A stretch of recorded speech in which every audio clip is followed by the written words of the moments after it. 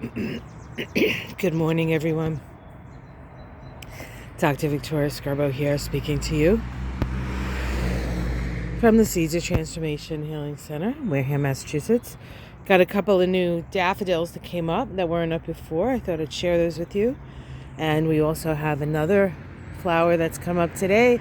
Dun, dun, dun, dun. So today is, did I mention this? Today is the 14th. Perhaps I didn't. And it's a Thursday. The moon is in Virgo until about 5 p.m. on the east coast of the U.S. The Virgo moon does make oppositions to Neptune and Jupiter. Remember, Neptune and Jupiter had their every 13 year conjunction. But this time in the sign of Pisces, that hasn't happened since 1856. And so it's a synodic cycle where we have the beginning and the expansion of our consciousness is one of the ways that can manifest itself. And so it is a opportunity for us to expand out beyond really the bounds of Saturn to a more spiritual realm, I might say. But it can also move us. We have to be careful in Pisces that we're not deluding ourselves. But we can dream the big dream. But a big dream without a lot of work is just that, a dream. So in order for dreams to manifest, we do have to work them. But the conjunction that occurred the other day is just the very, very beginning. And you don't, as most of us know, when we start a project, sometimes we just don't know how it's going to work out. And we have to make adjustments as we go along, et cetera, et cetera.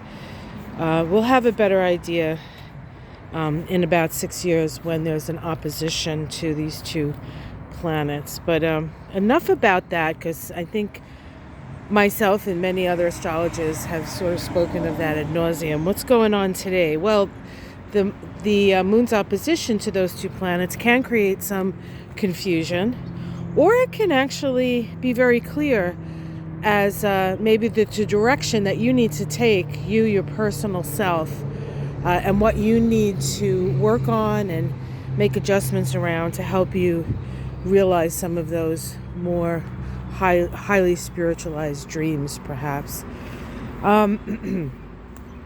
Today we have, what else is going on today? There is a trine of the moon to Pluto right before it leaves Virgo, which is supportive for sharing what you know. Oh, look, the bleeding hearts. The hearts are coming out. I don't know if you can see them.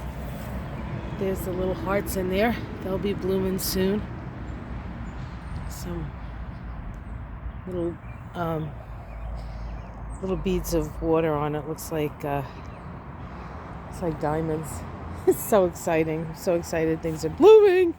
They bloom every year, and every year I'm just as excited as I am right now. Sometimes you forget, but hope springs eternal, just like spring does. There we go, the Lenten rose. And then tonight, because we haven't had enough Pisces, Mars will move into Pisces. That occurs later tonight. And Mars will be in Pisces till May 24th. So Mars is direct action, forward movement. The god of war. Moving into Pisces, we could be moving things into things more associated with water, with the ocean. It's not lost on me that I think it was yesterday, the day before, it might have even been the day of the conjunction of Neptune and Jupiter, that the Ukrainian army sunk the premier battleship, I think, of Russia, and trying to do a war in the energy of Pisces is not going to really go as you planned. I don't think. But one thing that and people with Mars and Pisces will sometimes have a real struggle to find what it is that they want, what it is that they want out of life, how to go about getting what they want out of life. Thing is Pisces, it's a great combination for creativity. But the thing about Pisces is that in its way, it's one of the more powerful signs, because within it contains all the other signs, really. It's the repository. So when Mars goes into Pisces, sometimes we do things that are very un-Mars in Pisces, but we do them because things need to be sort of wrapped up. So there's that energy as well. But the one thing I definitely want to say is when I see a Mars in Pisces in a chart, and when Mars is in Pisces, the most powerful type of warrior at this time is the spiritual warrior. And the spiritual warrior knows that the greatest weapon, in quotes, is love. So love one another. There's going to be a lot of we're going to see people we're going to see people suffering a lot, and so do what you can do in your own way to help people allay their suffering, but also don't you get caught up in it either, because it's not helpful. It's not helpful for anyone, and it's certainly not helpful for the people who are suffering, that you suffer along with them, but that you're able to come up with some